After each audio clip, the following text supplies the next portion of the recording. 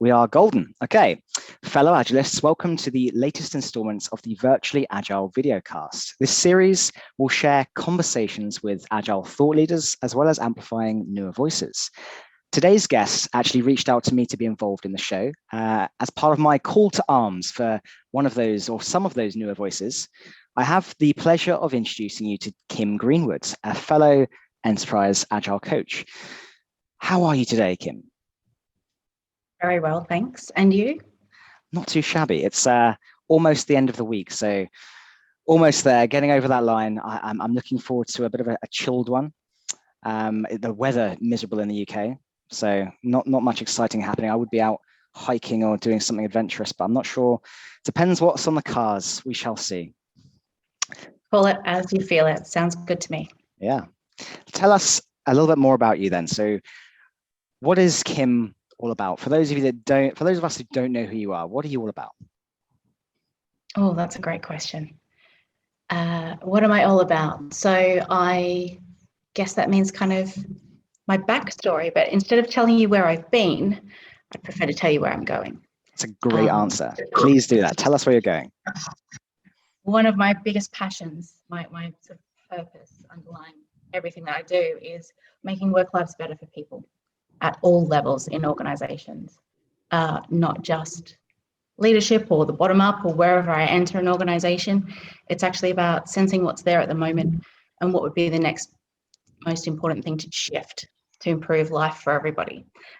So yeah, I guess that's where I'm called to purpose and what I love to help organizations strive for. Sounds like a wonderful purpose.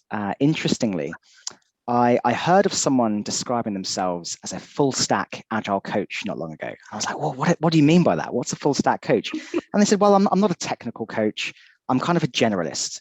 But, you could have a technical coach, you could have a people focused coach.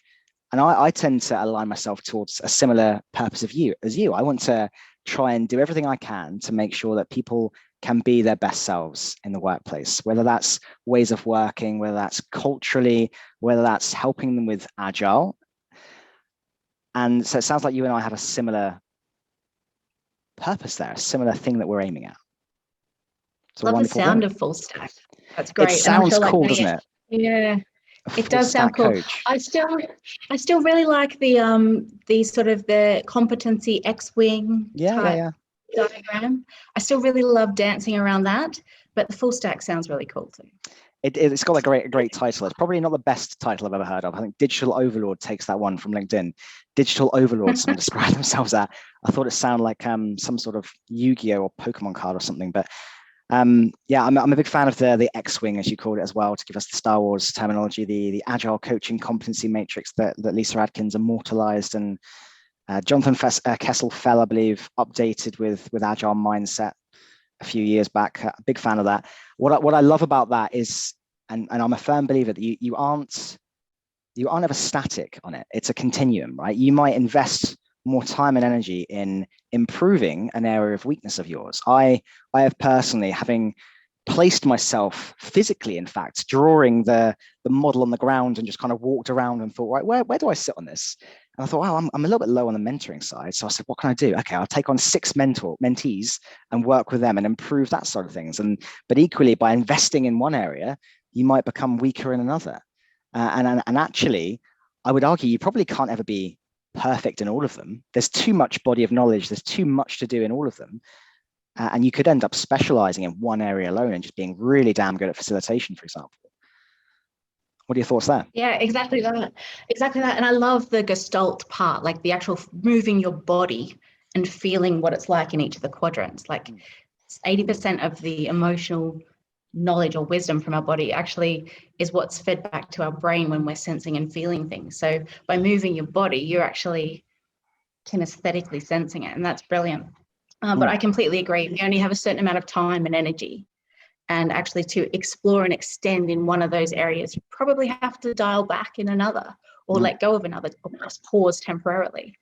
And that's a great way to think about it. I love the metaphor. Yeah, I was first exposed to that as part of some work with fellow coaches. It was a bit of an internal community in practice, and someone drew the model using tape on the floor back when we were allowed to be face-to-face very easily. And as you said, it's that very kinetic, I'm walking around this model, it helps you visualize it. Now you can replicate that same experience, obviously using any sort of virtual whiteboard, give everyone an avatar and let them virtually walk around that board and place themselves. And actually, it's a technique I've used as well with mentees of mine. I've said, right, where do you sit currently? It will help you identify perhaps areas for improvement. And then we can then focus your trajectory, your journey, your next learning steps based on an area you want to amplify or improve upon. So I think that's quite a useful technique. I did produce a Miro template about that that's available. I am keen to discuss that leadership mindset with you. I know this was a topic that was top of your agenda, pretty topical for you. And I remember also reading about evolutionary leadership when doing a bit of research about you. So what do you feel evolutionary leadership means? What does it mean to you, and why do you feel it's important? So I think the biggest thing that jumps out for me is the State of Agile reports. The top 3 reasons why 7 out of 10 Agile transformations fail tends to report on leadership structure or culture, some sort of organizational differences. And the people with the power to shift those things are typically leadership.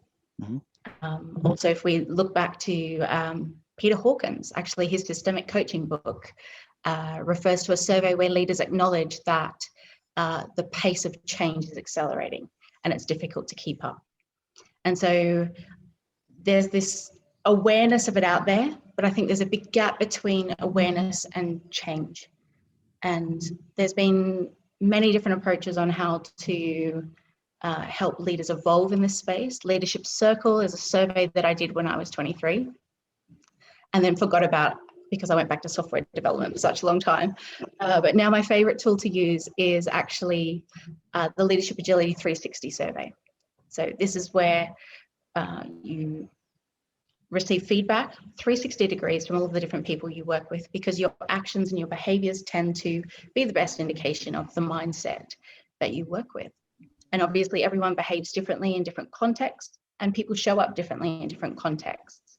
But this is the action logic that leaders are taking. And so that's the best indication of whether they can catalyze and sustain change or whether they're requiring some sort of vertical development in that space. I love that. I'm a big believer in, I guess, radical vulnerability and radical feedback seeking. So if we think that every time, agile teams, they have lots of feedback loops, lots of opportunities, lots of data points to reflect, adjust how they're approaching things accordingly. But we think about traditional performance management or even how leaderships measure their own success. How often are leaders measured on the results they create after they've left a company? And actually, how often do leaders radically reach out and say, hey guys, how am I doing? Where could I be better? And I think that there's a huge power in that. There's something I'm increasingly exploring myself. I'm very tempted within my current company just to throw out a 2 to 5 minute survey and say, hey guys, where can I be better? Let me know. Just tell me, and I'll do what I can about that.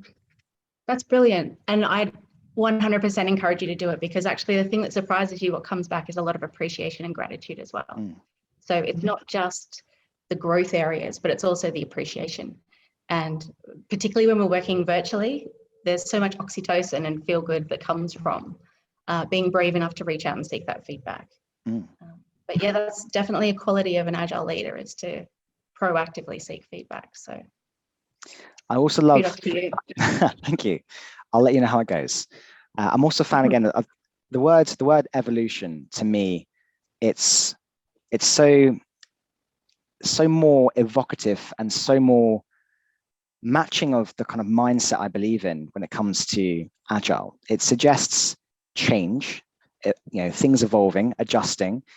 And I think this is where you see a lot of agile transformations. The problem with the word transformation is by its very definition, it's kind of you're at one point and you finish. It's almost like a project. A project is a unique endeavor with a fixed point in mind. A transformation is a bit like you've got a butterfly emerging from a cocoon, metamorphosing into something finished.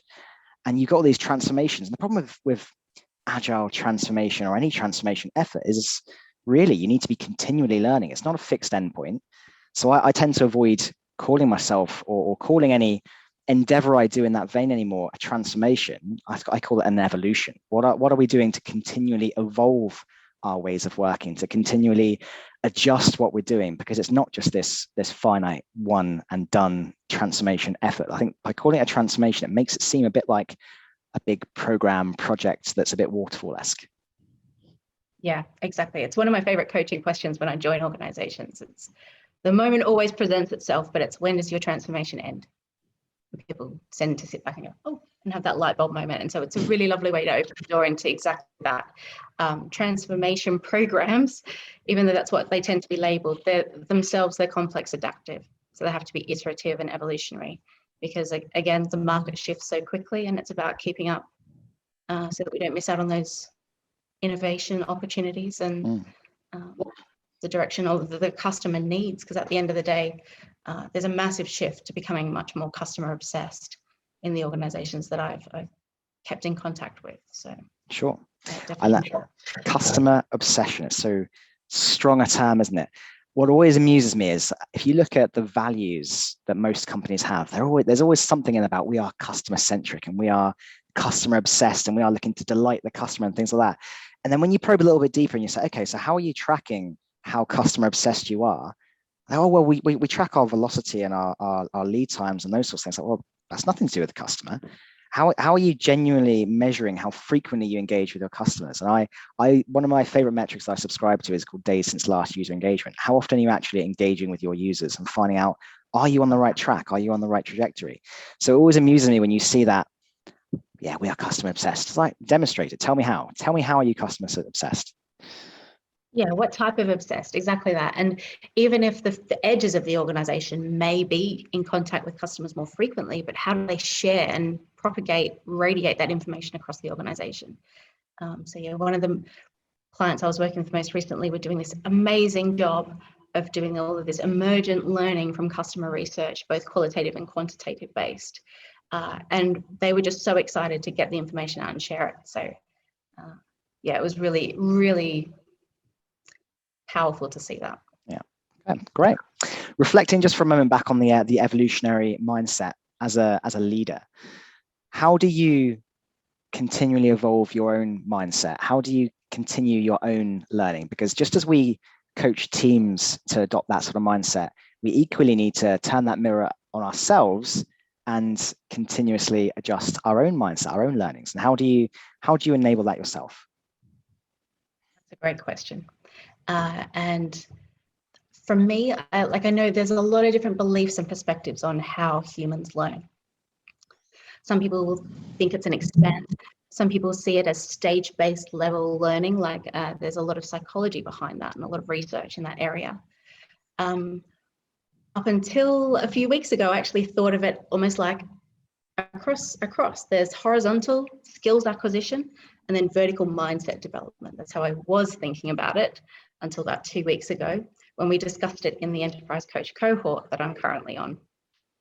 And we stumbled across the Ken Wilber lattice, where he's got actual dots that tend to fade out at the edges. And so you can see how across 7 different lines of adult development, these areas could expand and blend into the others and create a spectrum of human growth. So constantly learning, constantly evolving, but the thing that's keeping me going is that I'm just really hungry for the knowledge and really curious. And so I just really fall back on that curiosity value, whether it's from books, internet, talks like this, or formal study courses. I'd really encourage everyone to keep going. Because again, the market's shifting so quickly. It's going to be difficult to keep up in a knowledge economy. Absolutely. I definitely subscribe to the quotes. True knowledge is knowing that you know nothing. There's this pathway I think people go through where they might finish a piece of study and think, oh yeah, I know lots and lots and lots. And then you dig a little bit deeper and oh my God, there's so much more content out there that I don't know. So I very much subscribe to that. I'm a huge believer in continuous learning. Like you, very, very curious. If there's a word I don't understand, I've got to look it up right away. I've got to understand it.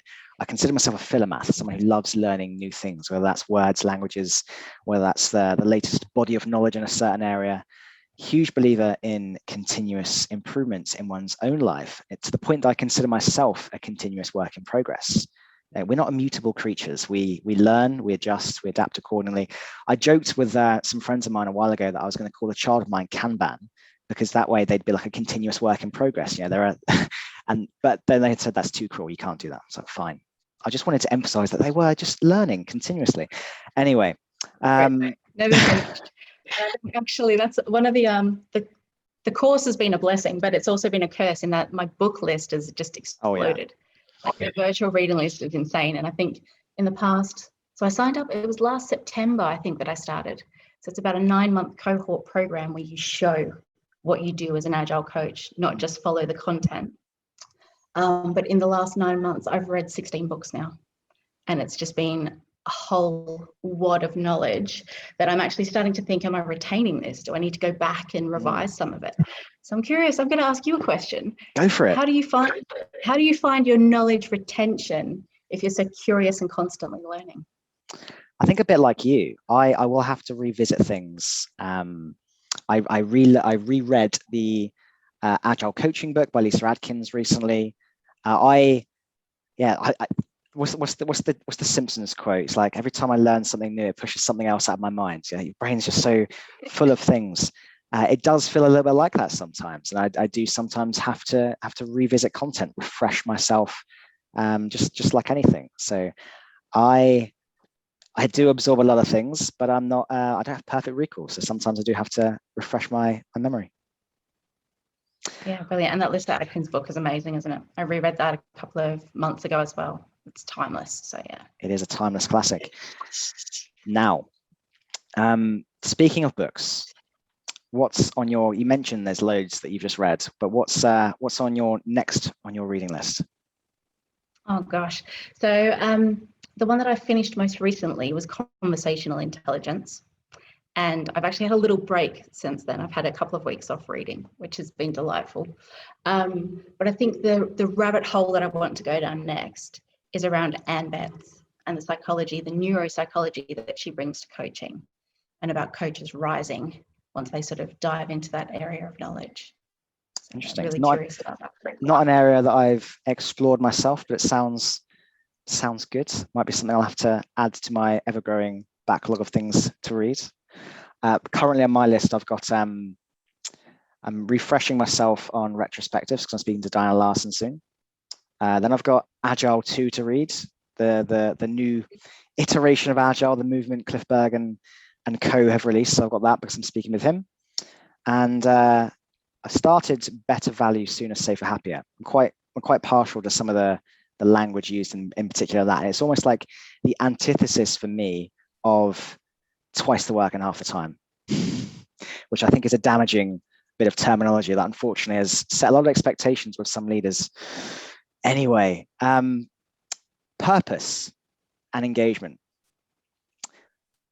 I, primarily a virtual facilitator, I'm all about how to engage people, keep them involved, interactive, immersed in a virtual experience.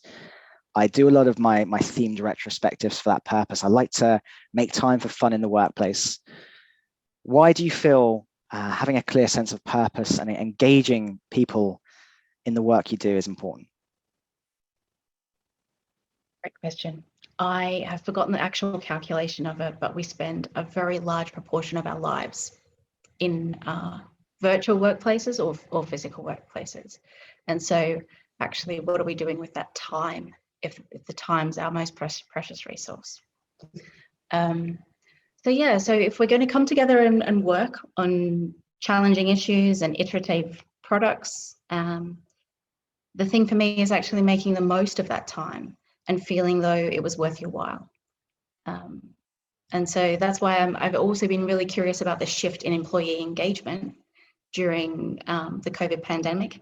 And actually Gallup has done some really phenomenal emerging research on that, where they spotted that in the States, employee engagement doubled because people felt more freedom and autonomy about choosing their own flexible working engagements and arrangements. And so it was phenomenal to see the actual empirical numbers come out on that.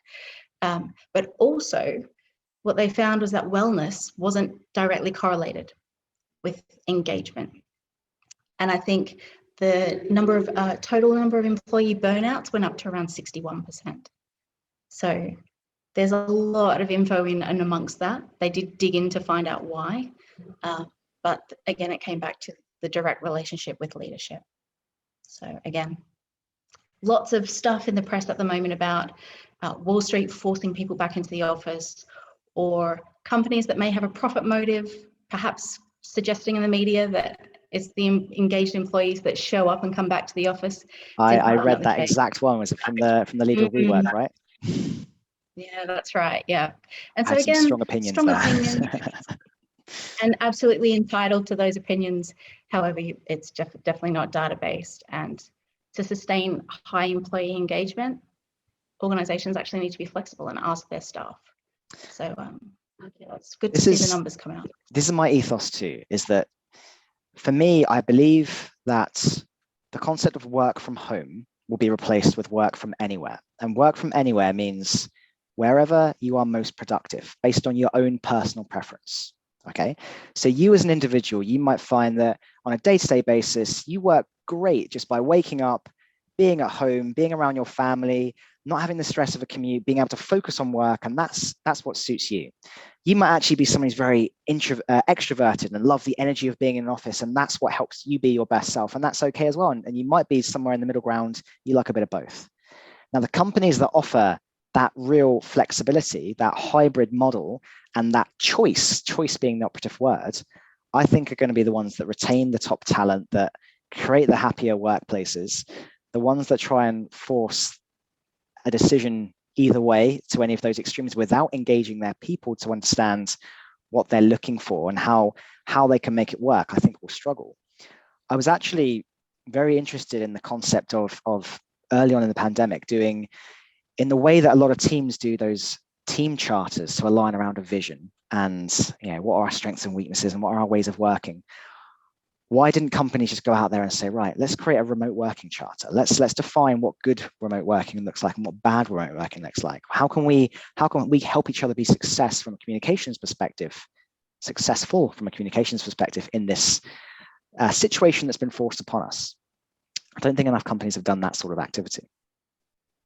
Exactly that. And every different person has a different response to communicating over Zoom. So 60% of our communication is body language. But a lot of people, particularly those who had travel sickness as a kid, tend to find that the additional, the stimulus from the different senses becomes a little bit overwhelming. And sometimes that leads to Zoom fatigue. So yeah, it's exactly that. Every human's different and they'll have different preferences and they'll perform at their highest under different circumstances. And so actually, if we want competitive advantage and growth post-pandemic, then it will directly translate to the bottom line if people are put in a situation where they can thrive. Absolutely. Now, still on that topic then, what would be, from your experience working across the last year, 14 months, whatever time frame it is now, of remote working, and perhaps earlier than that, if you have had experience in that also, what's your top tip for enabling success in a virtual environment, and perhaps your top tip for enabling engagements with people in a virtual environment?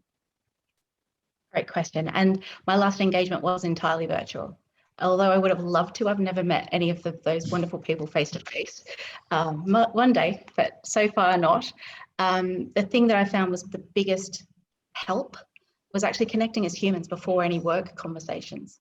So I do a lot of get to know yous, definitely one-to-ones. And even if they were just 10 or 15 minutes, but I would connect with the person and learn that it's Chris, who actually likes to play golf and games in the background. Do I like to play golf? What are you seeing? No. I was making it up. I couldn't quite tell what it is in the background. It was guitar or golf or something, but it's about learning more about the whole human. It's Chris who likes axe throwing. Exactly. Right? I like axe throwing, and actually this is my top tip for enabling virtual agility. This is my agile axe, and I will swing it when people aren't agile enough. I jest, of course. I do enjoy axe throwing, and to your point there about making time for personal interaction, we've lost those water cooler conversations. We've lost the ability to have a chat about something on the way to a meeting room or over a coffee, and we need to make time for those personal interactions and build them into our working days. And in the same way you do, you subscribe or put aside that 15 minutes for that.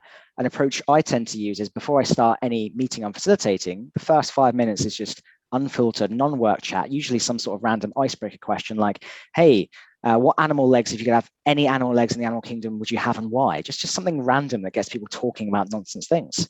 What's your answer to that question, by the way? Probably a horse, like a pretty pony. I'd have horse legs. They're strong, but they're also, quite long. They can run fast and go far, and they have a lot of stamina. Nice. That's what I'd pick. Good answer. I'd go for a gorilla or something very strong and powerful.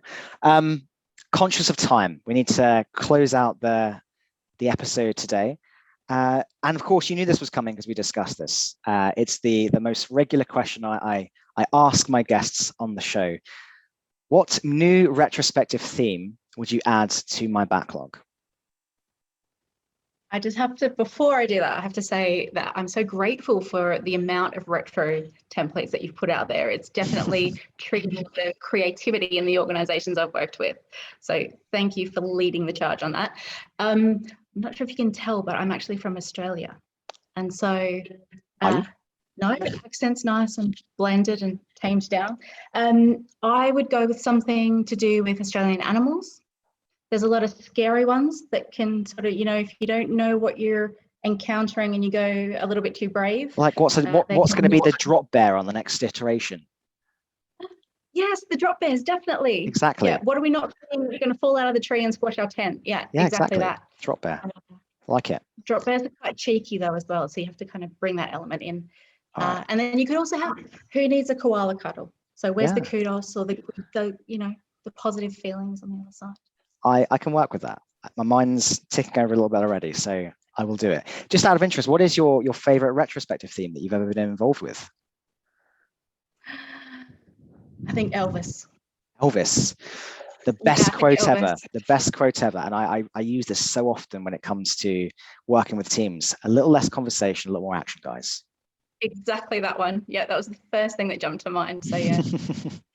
Excellent. Well, Kim, it's been a pleasure to have you on the Virtually Agile videocast today. Thank you for taking the time to share your knowledge, your experiences, your wisdom, your learnings, and have a wonderful day. Any final thoughts you want to add? No, it's been lovely to meet you, and thank you so much for having me. It's been a pleasure. All the best.